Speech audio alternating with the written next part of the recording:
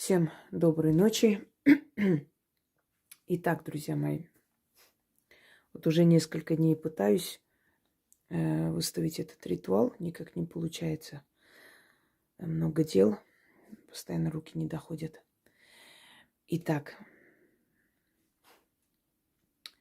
очищающий костер. Я вам много дарила ритуалов, которые убирают застой, убирают безденежье, убирают какие-то препятствия с дороги. Они все рабочие, они все сильные.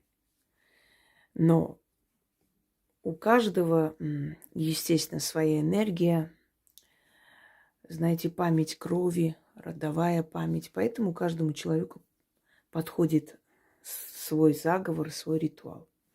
Именно по этой причине я и отдаю и дарю много различных работ для того, чтобы у людей был выбор. Если что-либо такое не подходит, значит, подходит другая работа. Кроме того, не забывайте, что каждому подходит своя стихия. У кого-то срабатывает замечательно ритуалы, связанные с огнем. У кого-то очищение солью срабатывает быстрее, у кого-то с землей, у кого-то замечательно получается с водой. Поэтому, учитывая эти особенности в том числе, именно по этой причине я выдаю различные работы и различные направленности. Итак, перед вами вольт женский. А вообще свеча, свеча вольт в виде женской фигуры. Такое продают, вы можете такое заказать, купить. Можете сами сделать вольт.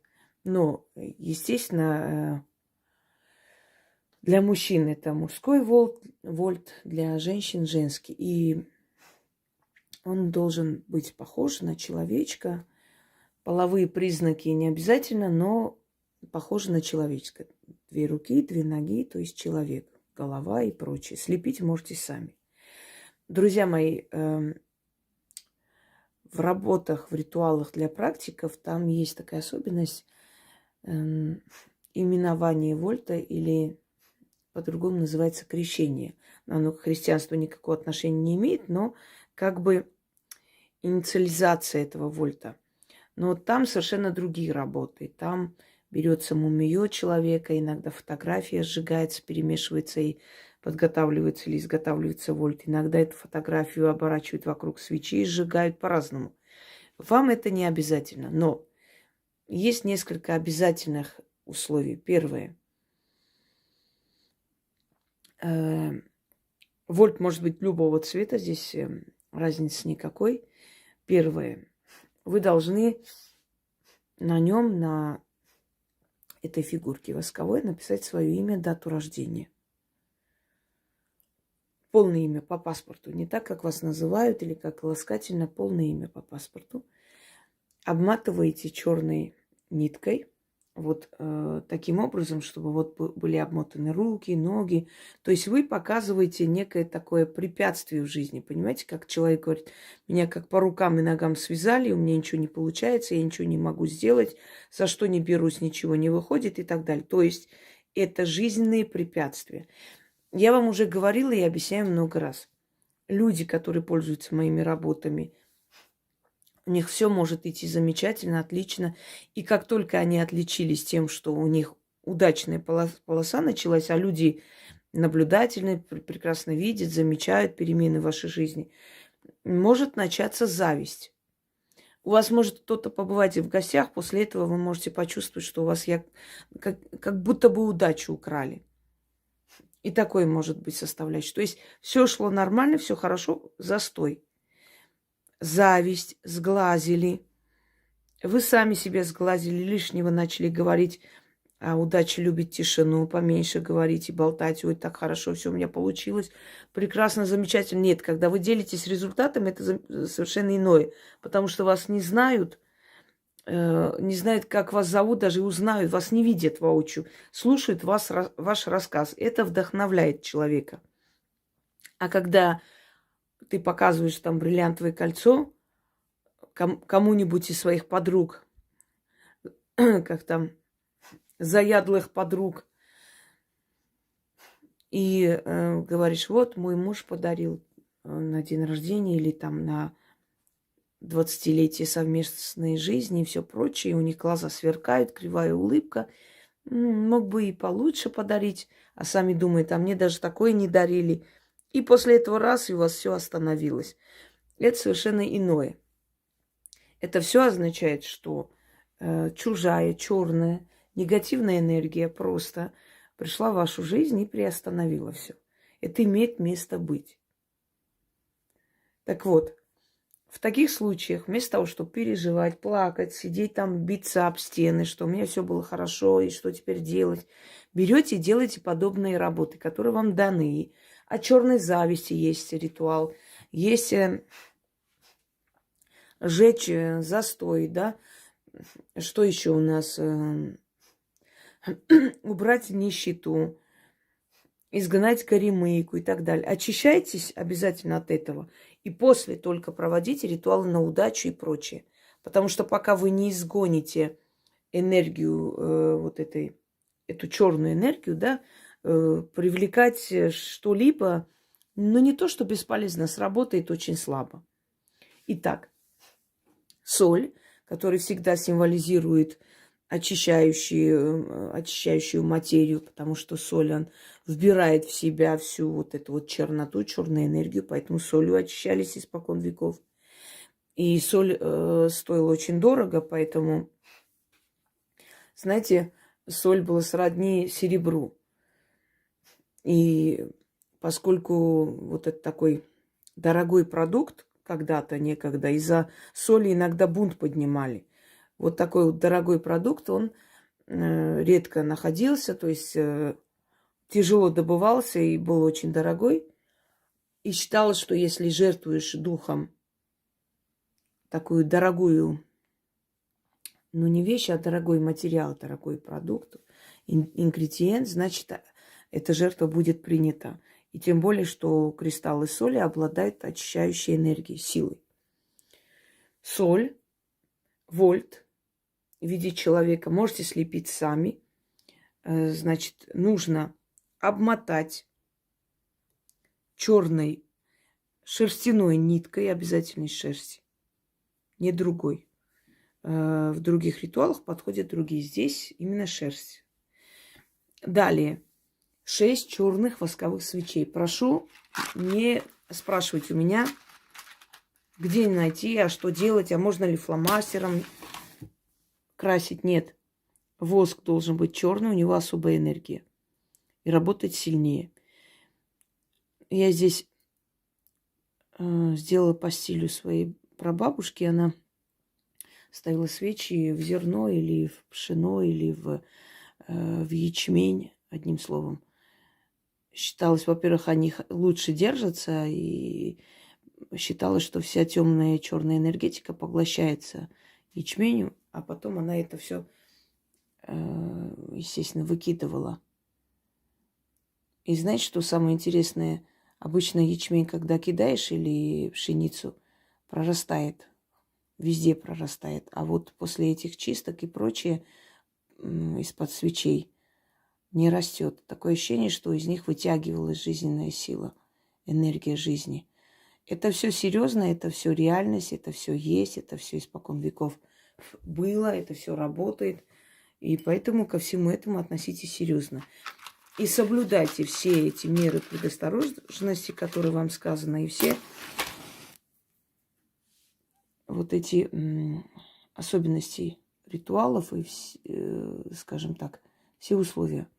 Если вы хотите, чтобы у вас получилось.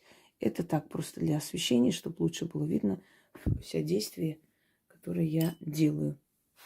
Итак, вот таким образом, значит, зажигаем 6 свечей, потом зажигаем сам вольт. И он должен полностью растаять, вместе с этими всем должен сгореть. И, значит, все это уйдет, естественно, в соль. И после того, как мы 6 раз прочитали, мы ждем, пока этот вольт догорит. Потом это все вместе с 6 огарками свечей, Все это кидаем. Ну, свечи можно потушить, когда вот прям догорит до этого предела. Естественно, можно потушить. Главное, чтобы основная часть сгорела. Это пшено вы поставите или 6 подсвечников, не имеет значения. Значит, вытаскивайте только свечи вместе с этой солью и с растаявшимся вольтом. Это все нужно перевернуть, черную материю. Вы можете использовать старые свои алтарные ткани. Вы же для чисток берете черный цвет, да, черные ткани. Вот, сохраните их, не кидайте, не выкидывайте. И можете потом в этих ритуалах использовать, когда нужно там, значит, в черную материю выносить, там оставлять. Вы можете вот эту материю использовать, потому что, во-первых, там уже грязно, там обожженное, все такое, время от времени ткань меняется. И, во-вторых, она поглощает всю эту черноту, естественно, его просто хранить нет смысла ни для каких дел.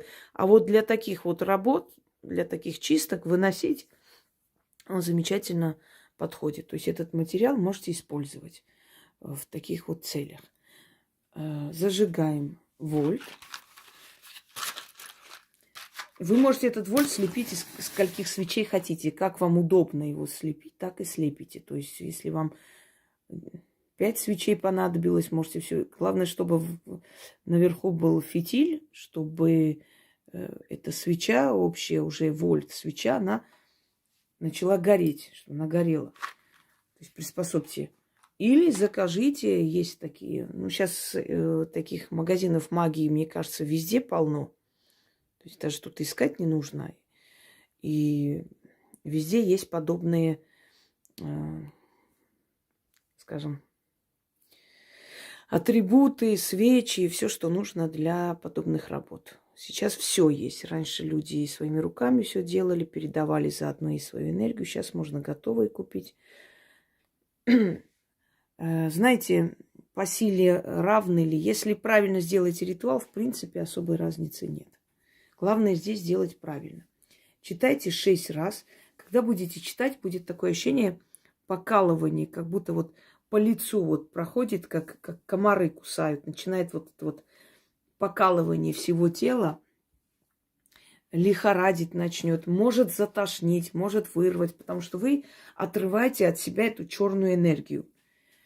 И после станет легче, намного легче. И вот это ощущение безысходности, беспомощности, отчаяния иногда, опускаются руки. Согласитесь, когда у человека вроде все шло хорошо, в какой-то момент все встало. Или какое-то дело вот уже должно получаться, и ни в какую, просто как пробка образовалась, и не пробьешь эту стену.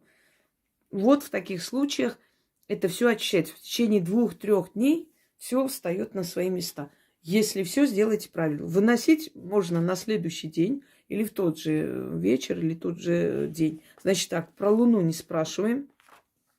Открываем мой видеоролик и смотрим. Луна в магии. Если бы Луна была важна, я бы сказала, мои работы, в принципе, в основном, они созданы таким образом, чтобы человек не ждал какого-то цикла, да, лунного цикла для того, чтобы провести. Поскольку деньги нужны всегда, и защита нужна в любое время, ты не можешь ждать какого-то особого времени для того, чтобы что-то для себя провести. Согласитесь? Поэтому они созданы именно, ну, такой стиль называется уникальный, который подходит в любое время и прочее. Но проводить можете в любой день, но старайтесь в праздники и на выходные такие чистки не проводить, потому что у праздников и у выходных отрицательная энергия.